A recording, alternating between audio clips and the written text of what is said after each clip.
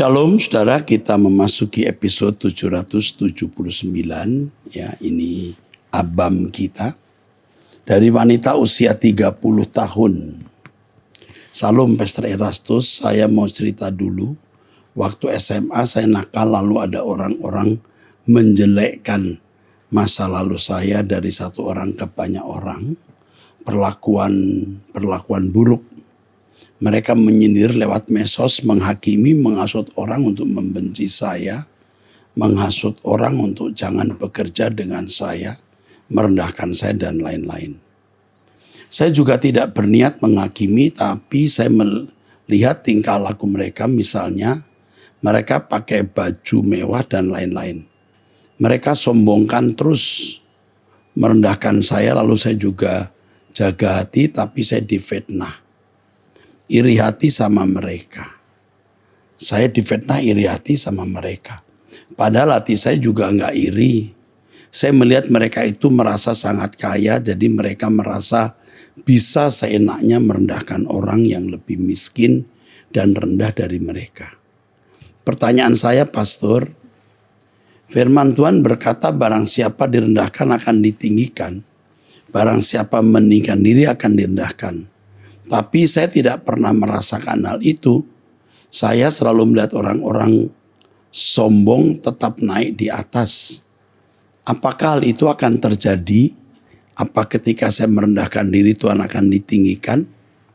Mengingat musuh-musuh saya lebih dari saya. Yang kedua saya mau tanyakan. Apakah orang-orang yang berbuat jahat kepada saya setelah minta ampun kepada Tuhan, mereka tidak akan mendapat apa yang mereka tabur dalam hidup saya. Oke. Yang pertama, kalau kamu tidak berkeadaan seperti ini, mungkin kamu yang membuli orang. Kalau kamu kuat, kamu kaya lebih dari orang lain, kamulah pelakunya. Jadi bersyukur kalau kamu jadi korban. Dengan jadi korban, kamu bertumbuh dewasa. Nah, mengenai firman yang meninggikan diri akan direndahkan, ini sudah pasti. Kapan, di mana, bukan urusanmu. Biar Tuhan yang berurusan dengan dia. Mazmur 73 malah mengatakan, orang sombong, fasik sampai mati. Tidak direndahkan. Karena Alkitab mengatakan mereka senang selamanya sampai mati. Senang selamanya tapi sampai mati. Nah kemudian Mazmur 73 mengatakan sampai aku melihat nanti di tempat kudus Allah. Artinya di kekekalan mereka baru menuai apa yang mereka tabur. Jadi kalau mereka bertobat apa Tuhan ampuni? Tentu Tuhan ampuni. Tetapi segala perbuatan yang pernah dilakukan pasti juga harus dituai. Yang penting di sini adalah kamu tidak perlu mempersoalkan urusan mereka dengan Tuhan. Apakah Tuhan pukul mereka, hukum mereka, rendahkan mereka, itu urusan Tuhan. Penting buat kamu membenahi diri. Jangan dendam, Tuhan berfirman serahkan pembalasan kepadaku, kita serahkan ke Tuhan saja. Biar Tuhan yang beracara. Kamu dipilih Tuhan untuk disempurnakan. Terima kasih Tuhan, gitu. Ya, jangan merasa malang. Itu berkat kekal, itu nutrisi jiwa abadi. Amin. Dari ibu rumah tangga di New Zealand. Pak Erastus yang baik, terima kasih sudah menjawab pertanyaan saya yang saya kirim. Saya wanita sebagai ibu rumah tangga, 2 tahun belakangan ini saya selalu teringat sahabat saya yang bernama Anu.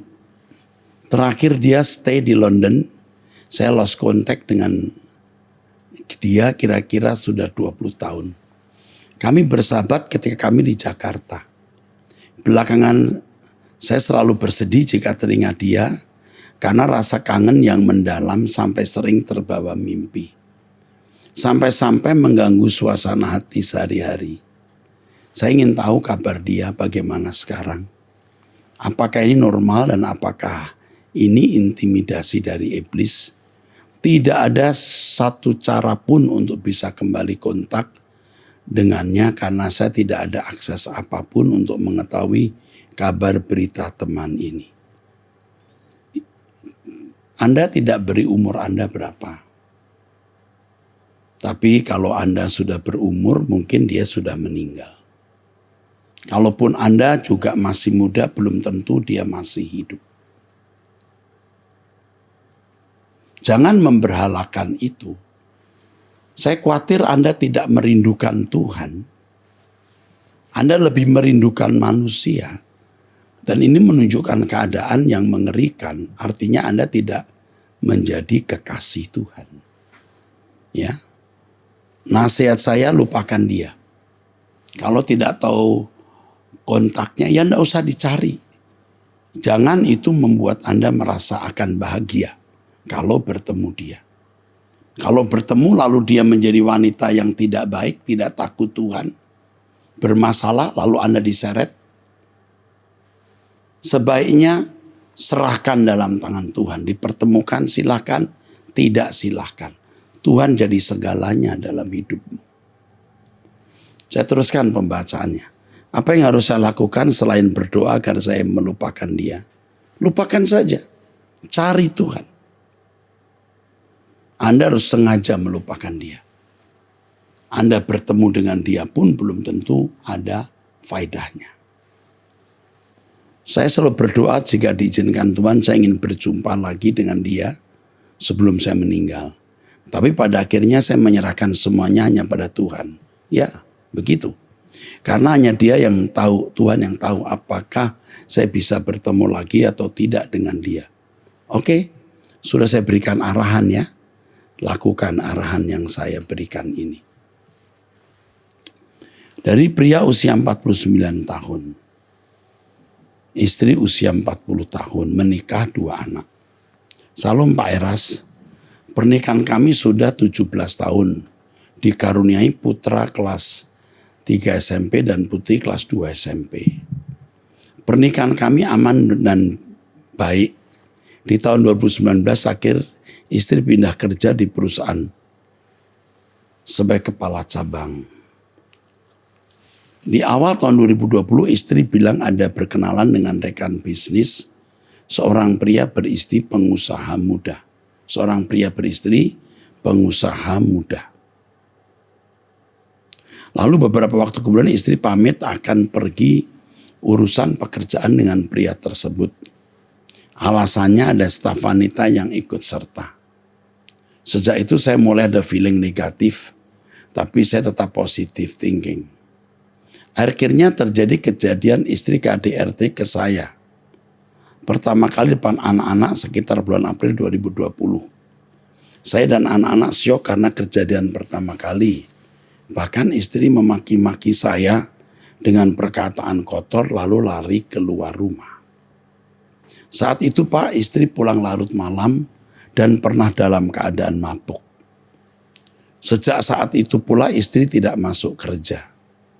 Namun saya dan anak-anak tetap beribadah minggu maupun ibadah FA. Akhir tahun 2020 istri mulai berkata untuk cerai sampai pertengahan tahun 2002. Namun saya tidak hiraukan dan istri sudah tidak mau berhubungan intim. Akhirnya Tuhan bukakan segala sesuatu yang dirahasiakan istri saya. Di bulan November istri saya lupa kasih password HP dan putri saya secara kebetulan buka pesan WA dan terbongkarlah rahasia bahwa istri saya berselingkuh dengan suami orang. Saya langsung lemes Pak Eras, saya menangis, saya merasa tidak ada tulang lagi di badan saya. Akhirnya saya tanya ke istri, namun dia tidak mengakui. Lalu saya tunjukkan screenshot WA ke istri, baru dia mengakui. Namun dia tetap menyalahkan saya. Karena kebutuhan hidup yang kurang menurut istri. Saat itu saya sudah bertekad untuk pisah. Namun atas saran keluarga dan teman-teman, saya tidak jadi berpisah karena anak-anak. Akhirnya saya memaafkan istri. Namun Pak, sangat sulit untuk melupakan. Selalu terbayang istri sedang bersama laki-laki itu. Masuk bulan April, istri saya kembali lagi menuntut masalah keuangan.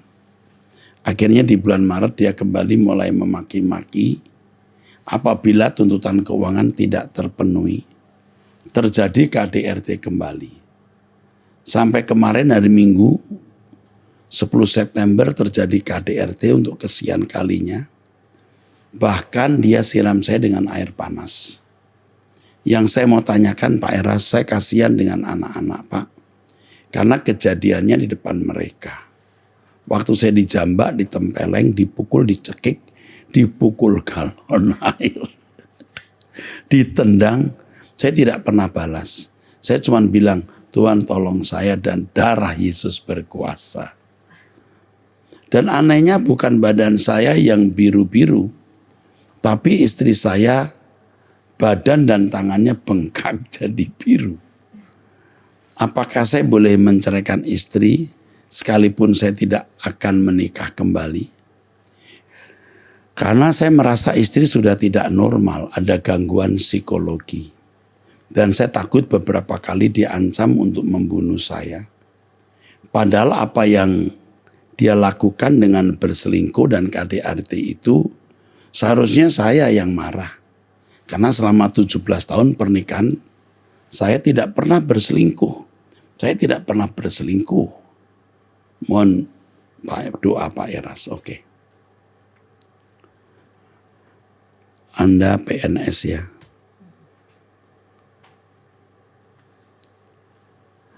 Saya salut Anda diam, tidak membalas, itu sudah bagus ya. Cerai jangan. Tetapi kalau bisa, sementara waktu you misah. Anak ikut you, tidak boleh ikut istri. Bisa nggak itu? Istri suruh kembali ke rumah orang tua dulu. Atau kamu rundingan, baiklah saya dengan anak-anak misah saja. Sebab kalau bersama-sama seperti yang tadi kamu katakan, kamu diancam. Tapi kalau kamu tidak buat gara-gara, apakah dia langsung pukul tanpa alasan? Ya. Jadi sementara waktu yang pertama diam, jangan menimbulkan kemarahan dia sama sekali. Pukul-pukul jangan sampai terjadi depan anak-anak. 2, jangan cerai tapi pisah-pisah rumah. Tapi anak-anak tinggal bersama kamu. 3, pengampunan yang kau berikan itu tulus enggak? Kalau kamu memberi pengampunan tapi kamu tidak tulus, sesekali masih memunculkan mention, nah istri itu bisa jadi gusar. Jadi kamu diam saja seakan-akan belum pernah terjadi perselingkuhan itu. Itu dulu kamu lakukan coba. Ya. Ingat jangan membalas pukulan dia, nanti dia bawa kamu ke polisi KDRT karena biasanya laki-laki yang KDRT. Sekarang wanita KDRT. Dan yang terakhir mungkin minta bantuan orang yang dituakan, yang dianggap dia tua. Apalagi kalau dia seorang aparat keamanan atau polisi untuk menasehati. Tindakan dia ini melanggar hukum, bukan hanya melanggar firman. Jadi lakukan ya, diam, jangan membuat dia marah. Kalau terpaksa ya pisah rumah, dia yang pindah ke rumah orang tua, atau Anda yang pindah bersama anak-anak. Karena kalau anak-anak di bawah asuhan wanita atau ibu seperti ini mengerikan. Ya, tapi anakmu masih SMP ya, ini masalah.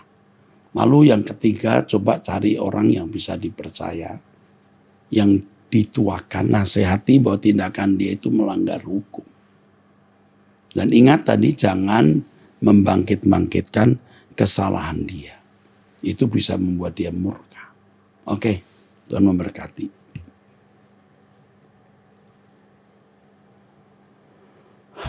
Dari pria usia 24 tahun belum menikah di Jawa Barat.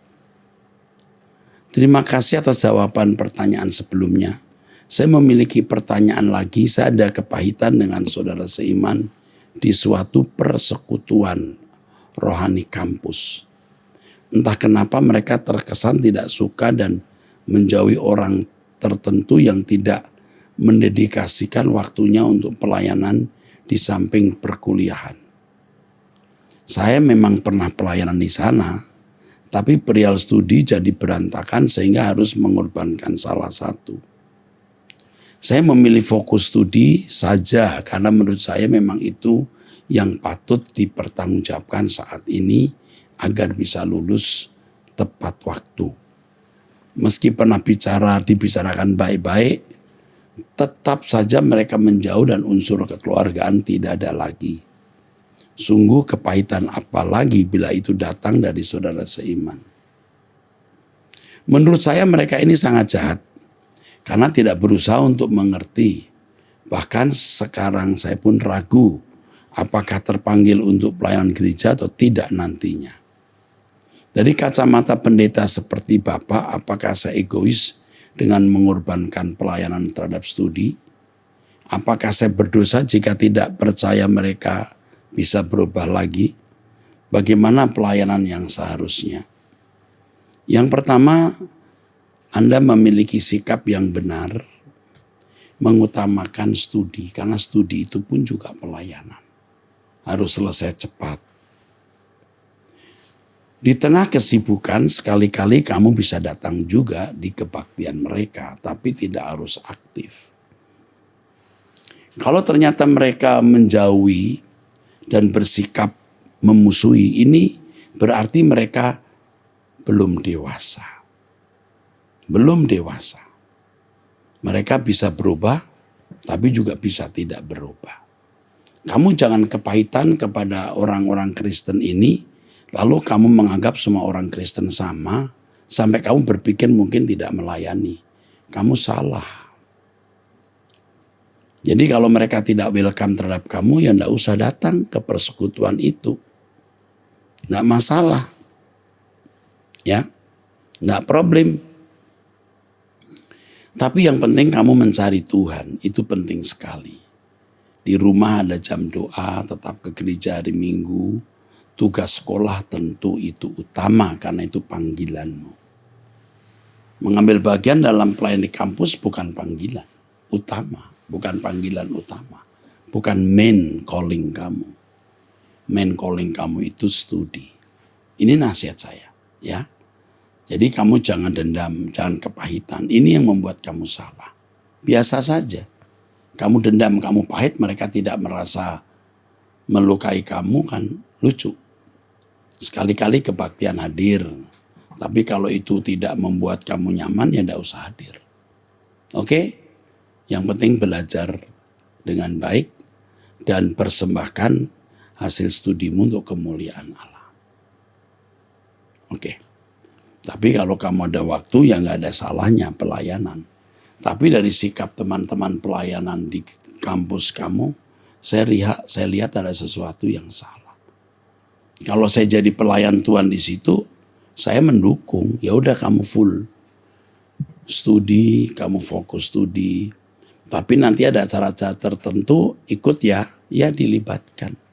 Ini malah dibuang. Waduh, salah mereka itu. Oke. Wanita usia 26 tahun single, wira swasta. Saya selalu mengikuti semua ibadah dan doa Bapak di berbagai channel. Dalam hal berdoa saya rutin ikuti setiap doa malam sejak 2016. Dulu berdoa dengan Bapak tidak seperti hari ini. Dari sisi spirit tentu sangat jauh berbeda. Tapi yang kali ini saya perhatikan adalah semakin hari waktu penyembahannya semakin lama. Entah saya yang salah mengamati atau tidak. Tapi saya juga merasa penyembahan Bapak pun semakin sederhana. Sederhana dalam arti tidak banyak variasi kata-kata. Cukup haleluya kami menyembah, Kau maha besar dan semacamnya. Lalu kata-kata ini terus menerus diulang. Saat doa puasa kemarin saya bertanya-tanya. Sebenarnya apa yang Bapak pikirkan sewaktu melantunkan kata-kata tersebut berulang-ulang. Bagi saya orang yang selalu straight to the point, mengatakan suatu hal berulang-ulang terkesan agak bertele-tele. Meskipun iya dalam penglihatan Yohanes di Wahyu, makhluk surgawi pun dikatakan menyembah Allah siang dan malam dengan ucapan kudus, kuduslah Tuhan. Dan seterusnya. Walau entah apa, benar kata-kata tersebut diulang siang dan malam. Saya bertanya demikian karena terkadang saya gatel mau melantunkan kata-kata lain dengan tema yang agak berbeda dari Bapak. Tapi saya ingat Bapak katakan ketika berdoa, penyembahan kita mestinya satu arah. Akhirnya saya ikuti Bapak berulang-ulang juga sih. Saya tanyakan ini cuma mau turut merasakan atau mengalami apa yang sebenarnya Bapak alami saat melantunkan kata-kata penyembahan. Thanks a lot for all the prayers, Pak. I didn't know how to pray. Tapi Bapak yang sudah mengajarkan saya berdoa, saya bisa berdoa sendiri. So I want to keep learning from you in this case. God bless you, Pak. Aduh, kamu baik loh ya. Kamu baik, nak. Kau wanita yang baik. Ya, benar. Kamu wanita yang baik, ya. Bersyukur ya jadi suamimu, nak. Nanti orang yang jadi suamimu. Waktu kita menyembah Allah Maha Besar, kita sedang menghadap Bapa. Yang kita hayati bukan perkataan itu saja, tapi Bapa, Engkau Maha Besar, Bapa. Engkau Maha Besar. Bapa yang kita hayati, Engkau mulia. Ya Allah, Engkau mulia. Aku menyembah-Mu Tuhan, aku menyembah-Mu. Kita kalau ada di hadirat Allah yang kita fokuskan itu Tuhan, kita ulangi 20, 30, 40 kali kata yang sama, itu tidak menjadi masalah. Yang penting sikap hati kita benar. Kecuali kita mengucapkan kalimat tanpa arti. Hanya sekedar mengulang-ulang. Haleluya, haleluya, haleluya, haleluya, haleluya.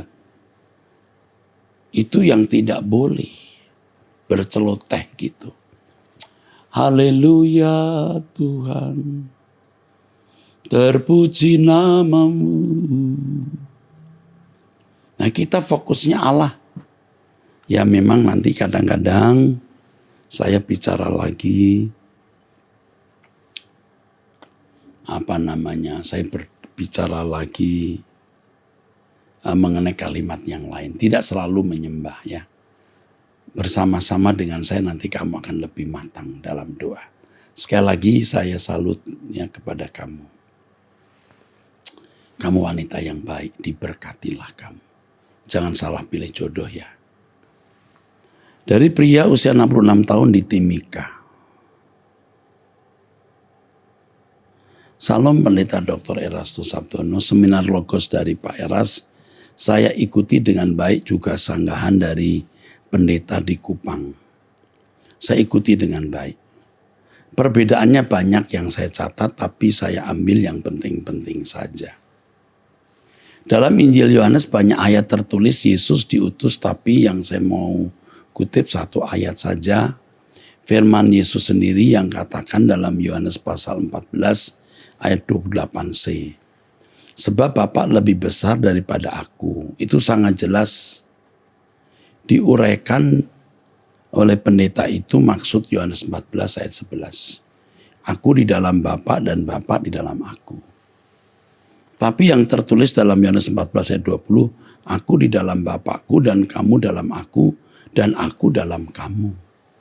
Firman Tuhan yang ini tidak diuraikan, sebab kalau dia uraikan pasti bertolak belakang dengan uraiannya pada firman Yohanes 14 ayat 11. Dan ada menurut saya kesalahan pendeta dari Kupang itu sangat fatal. Tentang penjelasan Matius 23 ayat 2 dan 3. Beliau katakan kalau ada pendeta perilakunya tidak benar, tapi ajarannya benar. Dan ada pendeta perilakunya benar, tapi ajaran tidak benar. Maka yang harusnya diikuti pendeta yang walau perilakunya tidak benar, tapi ajarannya benar. Wah, kalau begini maka ungkapan dunia yang akan terjadi, guru kencing berdiri, murid kencing berlari. Kalau yang saya pahami ayat itu Yesus ucapkan waktu Yesus berhadapan dengan ahli Taurat dan orang Farisi yang saat itu belum dipenuhi Roh Kudus. Wah, Anda cerdas, Pak. Kamu dengar ajarannya, jangan ikuti perbuatannya. Nah, jelas itu tidak apple to apple dengan kita, orang percaya dan orang yang kita didik. Anda cerdas, Pak. Anda cerdas. Jadi Tuhan berkata, kamu dengarkan ajarannya, tapi jangan lihat perbuatannya. Jangan ikuti perbuatan. Nah, itu memang untuk ahli Taurat yang perbuatannya tidak senonoh, tapi mengajarkan Taurat. Itu beda dengan orang Kristen yang setiap orang Kristen harus berani berkata seperti Paulus, ikuti teladanku. Dan mereka yang hidup sama seperti kami yang jadi teladanmu. Jadi mesti jadi teladan, tidak bisa tidak. Ya bagus sekali ya pernyataan ini. Pernyataan Bapak ini. Berusaha hidup damai dengan semua orang. Oke. Tapi tunggu saya ulangi ya. Perilakunya tidak benar tapi ajarannya benar. Ada pendeta perilakunya benar tapi ajarannya tidak benar. Maka yang harus diikuti pendeta yang walaupun perilakunya tidak benar tapi ajarannya benar. Wah, ini kata pendeta itu ya. Bahwa ikuti ajaran pendeta, orang pendeta itu walaupun ajarannya tidak benar. Wah, kalau begitu ya tidak benar ini gitu. Bagaimana ungkapan guru kencing berdiri, murid kencing berlari? Kata yang saya pahami ayat itu Yesus ucapkan waktu Yesus berhadapan dengan ahli Taurat dan orang Farisi yang saat itu belum dipenuhi Roh Kudus. Sebab Roh Kudus belum turun dari ayat itu untuk umat PL. Tapi setelah Yesus naik ke surga, Roh Kudus turun. Ayat itu sudah tidak berlaku untuk pengajar PB, benar. Sebab untuk semua PB dituntut kuduslah kamu sebab aku kudus. Dan salah satu syarat untuk menjaga kekudusan. Ibrani 12 ayat 14, betul. Semua kita harus kudus dan menjadi teladan. Jadi ajaran pendeta itu benar-benar tidak benar. Saya tidak tahu apa yang melatar belakangi dia mengajar begitu. Ya. Berusahalah hidup damai dengan semua orang. Kalau kita katakan orang lain sesat, apakah itu bagian dari usaha damai? Sudah pasti itu mengajak orang bertengkar. Sedangkan firman Tuhan 2 Timotius 2:24a, sedangkan seorang hamba Tuhan tidak boleh bertengkar. Ada yang katakan kalau Pak Eras berani hadapi, ada 4 pendeta. Apa-apaan ini? Firman Tuhan sangat jelas tertulis hal yang seperti itu harus dihindari. Tertulis diantaranya dalam 2 Timotius 2:23, 1 Timotius 6 ayat 20-21, Titus 3:9. Kesimpulan saya mereka itu menafsirkan firman Tuhan menurut kehendak sendiri, bukan karena dorongan Roh Kudus. Seperti yang terdapat dalam 2 Petrus 1 ayat 20-21.